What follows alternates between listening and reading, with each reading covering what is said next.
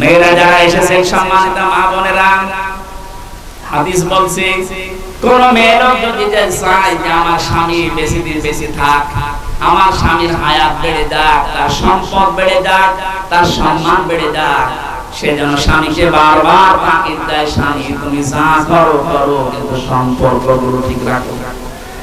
তোমার মায়ের সাথে, বাবার সাথে, বোনের সাথে, ভাইয়ের সাথে, ফুফুর সাথে, চাচার সাথে আমার গুলো যদি নাও করো, অন্তত এইগুলো সম্পর্ক ঠিক রাখো। কিন্তু 100টা 98টা পরিবারে আজ বাংলাদেশে বড় কারণে আমরা এই রক্তের সম্পর্কগুলো ঠিক রাখতে পারি না। কারা কারা পারছেন না হাত তোলেন তো।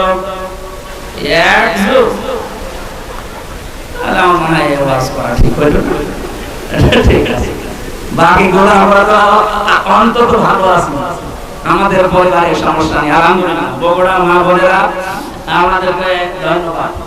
এই একটা লোকের সমস্যা আছে, পরে বের করে দেবে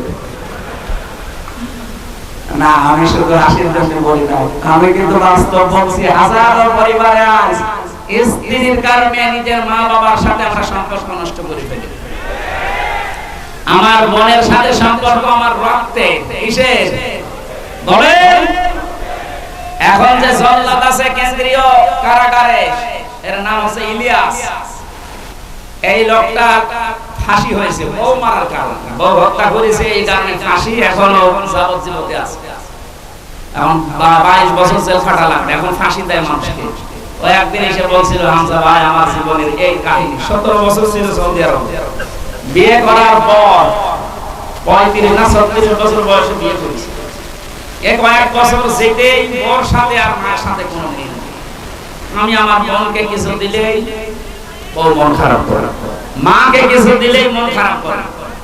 শেষ পর্যন্ত কি করবো, আমি একটু সতর্ক করার জন্য একটা থাপ্পড় দিয়েছিলাম, এক থাপ্পড়েও ছাড়া হলো। এখন আমার এই যে 22টা বছর জেলে থাকা লাগবে, 30 বছর জেল হয়েছিল। আমি কাজকর্ম করি এই কারণে আমার 22 বছর। বলেন একটা লোক ওইদিকে গেল 34-35 বছর, এদিকে 22 বছর, ওর জীবনে আর কি থাকবে বের হলে? ওকে খুব বড় অপরাধ করে গিয়েছে জেলে। এই পারিবারিক জীবনের একটা ঠুনকো বিষয়। এখানে সামান্য মা বোনেরা যারা বিভিন্ন জায়গায় বসে শুনছে, আপনি মনে করেন নামাজ পড়া, রোজা রাখা, কালো বোরকা পরে আমি বগুড়ায় ঘুরি, আমি জান্নাত যাব না? জান্নাত আপনার কারণে আপনার স্বামী তার মা বাবার সাথে, তার বোনের সাথে, ভাইয়ের সাথে সম্পর্ক ঠিক রাখতে পারে না। আমি কি বেশি বলি ফেললাম? বগুড়ায় মনে হয় এখন শুরু হয়নি, এগুলো কুষ্টিয়া চলছে। আশা করছি মা বোনেরা খাদিজার মতো আচরণ করবে, বলেন আমিন। তিনি বললেন 5টা কথা, ওখান থেকে নিয়ে গেলেন, বলেন চলেন আমার ভাই আরাকা ইবনে নাওফেল আছে, চাচাতো ভাই আরাকা ইবনে নাওফেল তাওরাতের ইনজিলের পণ্ডিত ছিলেন। তিনি নবীজির এই কথাগুলো শুনে বললেন, মুহাম্মদ সুসংবাদ ওয়েলকাম তোমাকে, কারণ এর আগে মুসা নবী, ঈসা নবীর কাছে এই ফেরেশতা এসেছিল। ভয় পাবেন না আপনি, কিন্তু আমার আশঙ্কা হচ্ছে আমি কিতাব পড়ে যেটা দেখতে পেয়েছি, আপনাকে আল্লাহ যেটা দিলেন আপনি এখন নবী রাসূল। এই নবী রাসূল যারাই হয়েছিল, মুসা নবী, হযরত ঈসা নবী, তারা রাসূল ছিলেন, কিতাব পেয়েছিলেন, জিবরাইল এসেছিল। এজন্য এলাকার মানুষেরা তাকে এলাকায় থাকতে দেয়নি, হত্যা করার জন্য চেষ্টা চালিয়েছে। আপনার কপালে এটা আসবে, জাতির লোকেরা আপনাকে শেষ পর্যন্ত দেশ থেকে তাড়িয়ে দেবে। আমি যদি ওই সময় বেঁচে থাকি, আমি তোমাকে সাহায্য করব। ও বগুড়াবাসী যারা বলেন নবী ওরা কাজ করি, নবী তো নবী 40 বছর হওয়ার পরে কাজ শুরু করেছিলেন। কাজ শুরু করার পরে তার প্রথম ঘোষণা যে আপনি দেশে থাকতে পারবেন না। 82 বার নবীকে হত্যা করার জন্য টার্গেট নিয়েছিল ইহুদিরা। সুতরাং নবীওয়ালা কাজ এই পৃথিবীতে তারা করছে যারা 24 ঘন্টা নবীর মতো আতঙ্কে থাকে, আর যাদের কোনো চিন্তা নেই, দুশ্চিন্তা গো ফুর্তি করছে। এমন নবীওয়ালা কাজ না, এদের মোহাম্মদ ইবনে আব্দুল্লাহ কাজ হচ্ছে। নবীওয়ালা কাজ করতে হলে অবশ্যই 40 থেকে 63 এই 23 বছর অনুসরণ করা লাগবে। কথা বলে না কেন? এবার আসেন কেন করা লাগবে? এক নম্বরে বিশ্ব নবীকে উসওয়াতুন হাসানা এই শব্দটা আল্লাহ এমনি দেয়নি, দুনিয়ার কামের আগে পরে শব্দটা আপনি দেখবেন না, ইব্রাহিম নবীর নামের আগে পরে আছে সেটা আলাদা বিষয়। তো মুহাম্মদুর রাসূলুল্লাহকে দিয়েছেন আল্লাহ, আমি 27টা কারণ বলছি। এক নম্বরে বিশ্ব নবী মুহাম্মদুর রাসূলুল্লাহ জীবনী আমাদের কাছে পরিষ্কার, এই কারণে তিনি একমাত্র আদর্শ।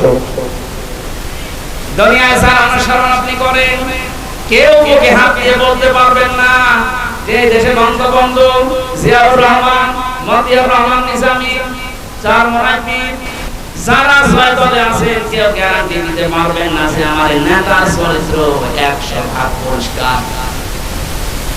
পারবে না।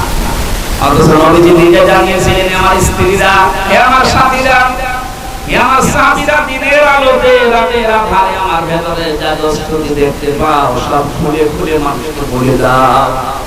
এটা বলার মতো মানুষের পৃথিবীতে আমরা কাউকে পাইনি। কারো জীবনী আমাদের কাছে পরিষ্কার না, কারণ সে ছোটবেলায় কি করেছে, কার মুরগি চুরি করেছে, কার কাঁঠাল চুরি করেছে আমরা জানি না। কথা বলে না কেন? অথচ তার 63 বছরের জীবনে আপনি একটা কলম লাগাবেন, সে জায়গাও পাবেন না। কি সুন্দর কথা আল্লাহ তার নামে দিয়েছেন, খুলুকিন আযীম। আযীম শব্দটা বিশাল শব্দ। আল্লাহ বলেন এই নামটা আমি শুধু মুহাম্মদুর রাসূলুল্লাহর চরিত্রে ব্যবহার করেছি। ইসমাঈল নবীকে আমি একটা নাম দিয়েছিলাম, আমার নাম গোলামিন হালিম, আমার সহনশীল বান্দা। ইসহাক নবীকে আমি একটা নাম দিয়েছিলাম গোলামিন আলিম, আমার কেমন বান্দা। মুহাম্মদুর রাসূলুল্লাহকে যে নাম দিয়েছি এটা খুলুকিন আযীম, আমার মহান চরিত্রের বান্দা। কিয়ামত পর্যন্ত মানুষ কুল কিনারা পাবে না এর আদর্শ অনুসরণ করে। বলেন আল্লাহু আকবার। আমি যে কথাটা এ পর্যন্ত নিয়ে আসতে চাই, দুনিয়ায় কারো জীবনী আমাদের কাছে যেহেতু পরিষ্কার না, পরিচ্ছন্ন না, এজন্য একমাত্র আদর্শ আমরা কাউকে মানি না, আমরা মানি মাত্র মুহাম্মদুর রাসূলুল্লাহ সাল্লাল্লাহু আলাইহি ওয়াসাল্লামকে।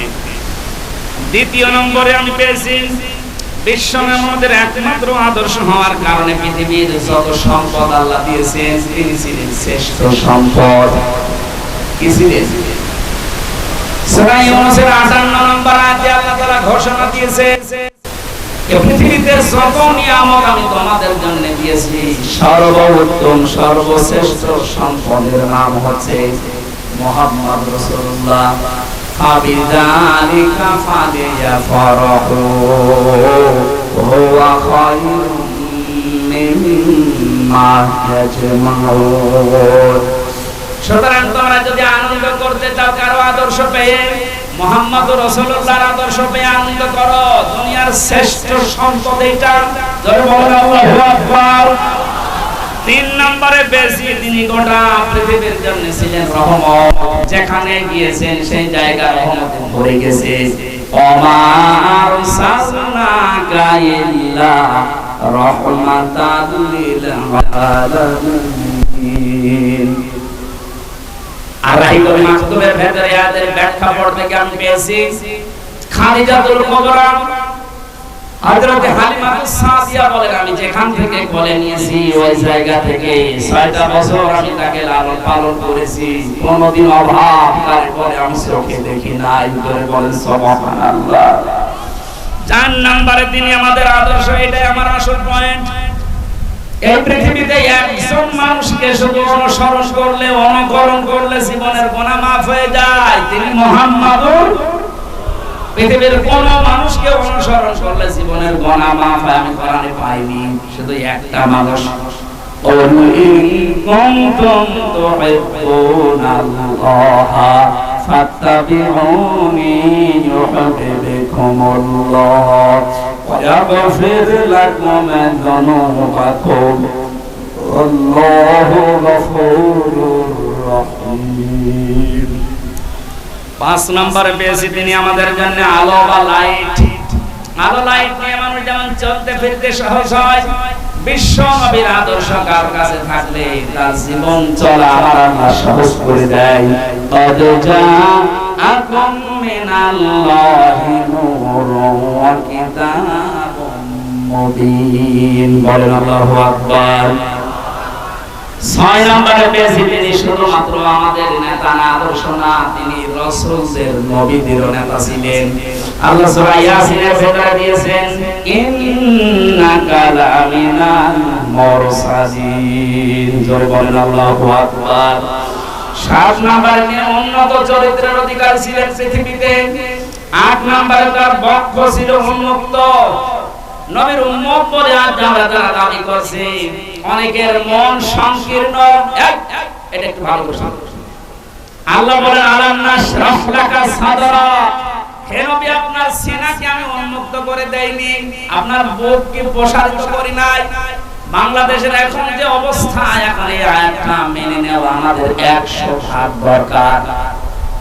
আজ আমাদের অনেকের মন সংকীর্ণ, ন্যারো মাইন্ডের আমরা না। বুক উন্মুক্ত করা লাগবে, প্রশস্ত করা লাগবে বুককে মুহাম্মদ রাসূলুল্লাহর মতো।